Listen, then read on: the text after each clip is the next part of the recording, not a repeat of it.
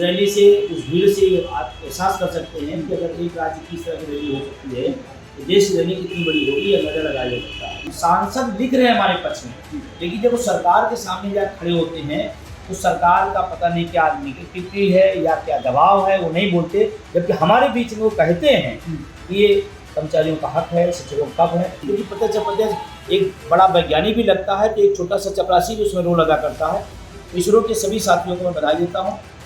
तो दुर्भाग्य है कि वो वैज्ञानिक जो देश के लिए बड़ा काम कर रहे हैं उनको भी एनपीएस के तहत ला दिया गया है। तो अगर हमारे मुद्दे को विपक्ष लेता है तो निश्चित ही उसको लाभ मिलेगा, इसमें कोई दो राय नहीं, क्योंकि हमारा जो वर्ग है वो पढ़ा लिखा है, वो अपने हित अहित को समझता है। पूरे देश में इन दिनों केंद्रीय और राज्य कर्मचारी एकजुट होकर केंद्र सरकार से लगातार पुरानी पेंशन को बहाल करने की मांग उठा रहे हैं।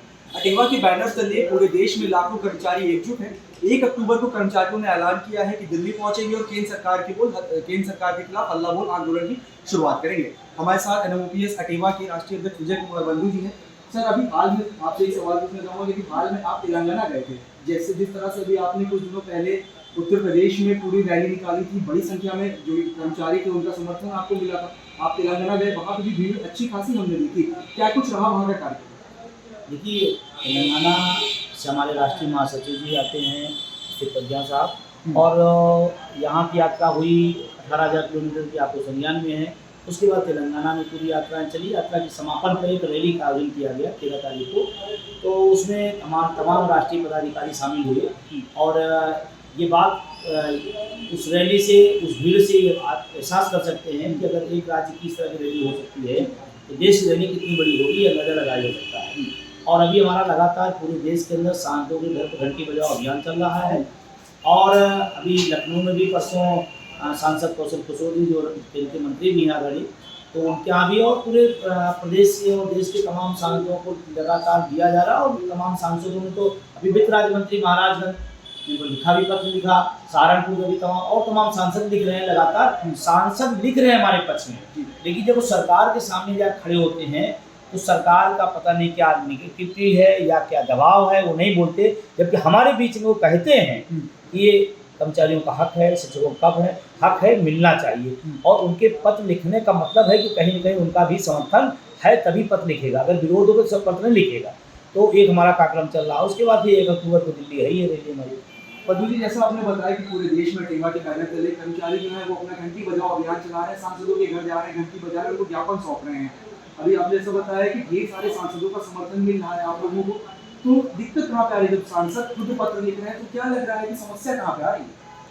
अभी तो मेरे समझ में आ रहा है कि अगर सत्तारूढ़ दल के, विपक्ष का कोई सांसद लिखता समझ में आता, चलो ठीक है, उसने लिख दिया, सहानुभूति लिख दिया या जो भी है, लेकिन अगर सांसद सत्ता पक्ष का है, इवन देन मंत्री जो केंद्र के मंत्री हैं वो कई जगह इस बात को बोले और कहे, तो अब या तो फिर सरकार और सांसदों के बीच में आपसी तालमेल की कोई कमी है या समझ की कमी है।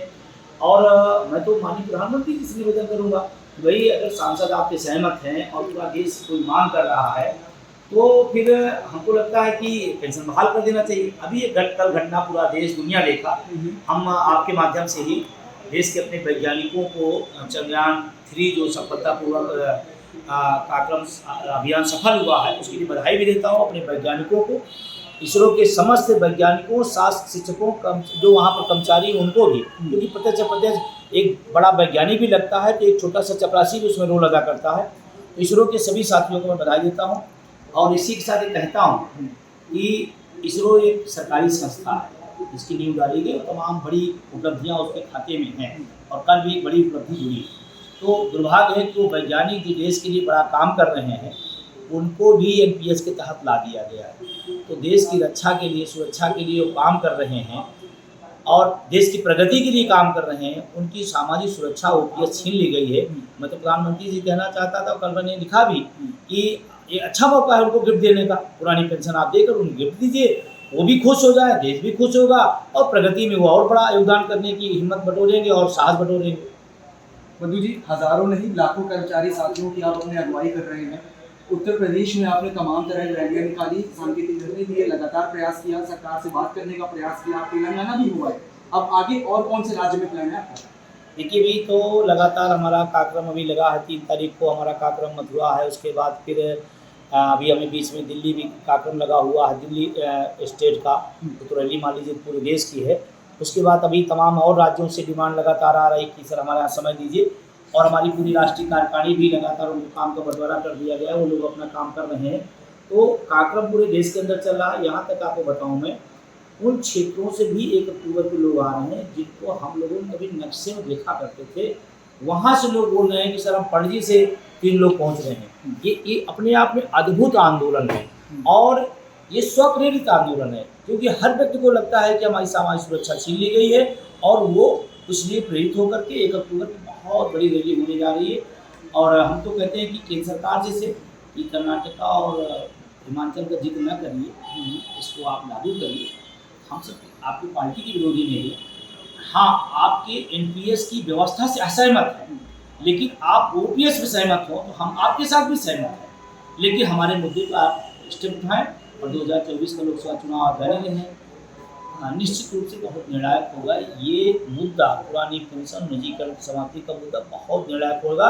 इवन देन सरकार के बनने बिगड़ने में बहुत बड़ी भूमिका निभाएगा। बंधु जी, वोट की चोट जो है वो अटेवा का एक नारा है, जिसके तहत आप लोगों ने साफ किया है कि जो आप लोग के लिए पुरानी पेंशन को बहाल करेगा, आप लोग का समर्थन उसी के साथ होगा, वोट उसी को जाएंगे, हजारों नहीं लाखों कर्मचारियों के और उनके परिवार वालों के भी। अगर बात करें केंद्र सरकार की या फिर तमाम सारे विपक्षी दल हैं, क्या अभी तक किसी राजनीतिक दल से आप लोगों की बात हुई है? किसी दल ने आप लोगों को आश्वासन दिया है? ठोस आश्वासन? नहीं, हमारी तो चाहे सरकार पूर्ण दल हो चाहे विपक्ष हो, सब नेताओं से बातचीत होती रहती है, संपर्क हो रहता है। हम अपना निवेदन सबसे करते हैं, क्योंकि हमारे जनप्रतिनिधि हैं सभी। लोकतंत्र में सत्ता भी महत्वपूर्ण है, विपक्ष भी महत्वपूर्ण है।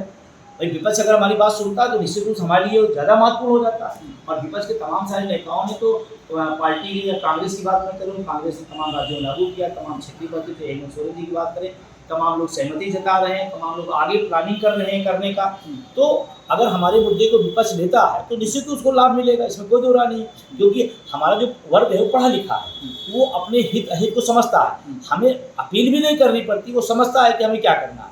और वोट फॉर ओपीएस का जो ताकत है, जो अभियान है, ये निश्चित रूप से इस देश की राजनीतिक व्यवस्था बदलने का भी काम करेगा। क्योंकि अभी तक लोग जाति धर्म भाषा पर वोट देते थे, पहली बार इस आंदोलन ने जाति धर्म भाषा क्षेत्र की चीज़ों से ऊपर उठ करके मुद्दों पर आधारित राजनीति शुरू हुई है। उसमें पुरानी पेंशन मुद्दों पर आधारित राजनीति के लिए सबसे बड़ा श्रेय जाता है कि इसने लोगों को सारी दीवारें तोड़ करके एक साथ लाने का काम किया, पदों बुतों संगठनों की सीमाओं को तोड़ा। ये अभियान बहुत ही प्रमित और महान है, इसलिए महान है कि लाखों करोड़ों लोगों का भविष्य का सवाल है। उससे बड़ी चीज़ है देश के अर्धसैनिक बल जिनको पेंशन नहीं दी जा रही पुरानी पेंशन, उनकी बहुत बड़ी भावनाएं इस आंदोलन के साथ है, वो भी हमारे रूप से नैतिक रूप से हमारे साथ में है। और हम सब कहते हैं बार बार कि हमें आप 2 दिन बाद दीजिए पेंशन, हम मान लेते हैं, लेकिन अर्धसैनिक बलों जो देश की रक्षा के लिए अपनी कुर्बानी तक देते हैं, जान का सर्वोच्च कुर्बानी होती उसको भी देते हैं, वो हमारे आन मान शान है। तो आप हमसे 2 दिन बाद दीजिए हमको, लेकिन उन्हें तत्काल पुरानी पेंशन बहाल करो, ये मेरी डिमांड है। बंधु जी, आखिरी सवाल है आपसे। 1 अक्टूबर को दिल्ली में आप लोग महा रैली करने जा रहे हैं। अभी कुछ दिनों पहले आपका एक सम्मेलन लखनऊ में हुआ था, जिसमें बड़ी संख्या में जो महिलाएं थी वो उत्तर प्रदेश के अलावा अन्य प्रदेशों से भी जमा हुई थी। महिलाओं ने कहा था कि 1 अक्टूबर को दिखा देंगे कि महिलाओं में कितना जोर है। महिलाओं ने कहा था कि काम करने के बाद उन्हें घर संभालना होता है, लेकिन एक चिंता उनके मन में रहती है कि बुढ़ापे का सहारा उनका जो है वो उनसे छीना जा रहा है। अपने उन साथियों को आप क्या संदेश देना चाहेंगे? 1 अक्टूबर को जो महा रैली आप करने जा रहे हैं उसके लिए अपने साथियों को क्या कहना चाहेंगे? देखिए, जहाँ मातृशक्तियों का मामला है, निश्चित रूप से वो अच्छे से घर संभाल सकती हैं, और जो अच्छे से घर संभाल सकता है वो अच्छे से देश भी संभाल सकता है।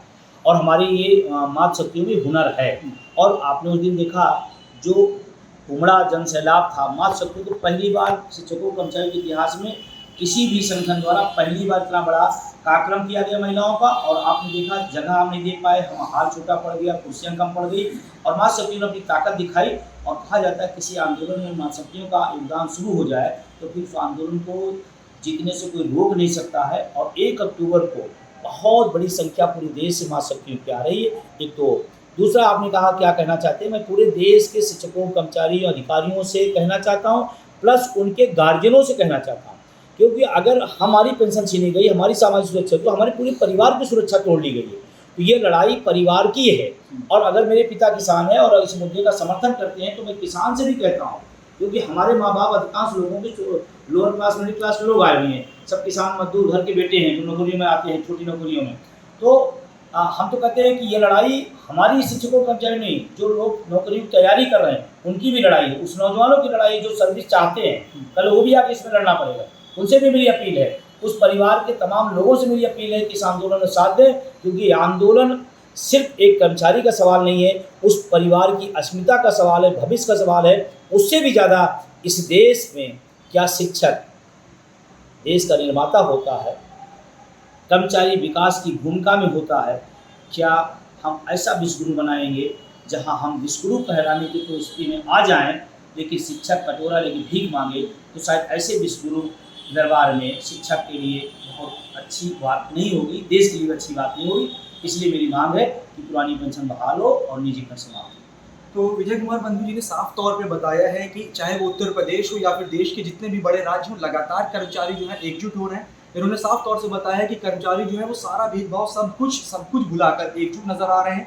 इन्होंने बताया कि तेलंगाना में इन्होंने एक महारैली की, इसके साथ ही 1 अक्टूबर को दिल्ली में हल्ला बोल आंदोलन की शुरुआत अटेवा के बैनर तले कर्मचारी शुरू करने जा रहे हैं, जिसमें लाखों की संख्या में कर्मचारी जो है वो पूरे देश से दिल्ली में जमा होंगे। इसके साथ ही केंद्र सरकार के लिए भी इन्होंने बताया है कि अगर सरकार इनकी समस्या का समाधान कर देती है तो ठीक है, नहीं तो 2024 के लोकसभा चुनाव में कर्मचारी वोट की चोट कर सरकार बदलने का भी काम करेंगे।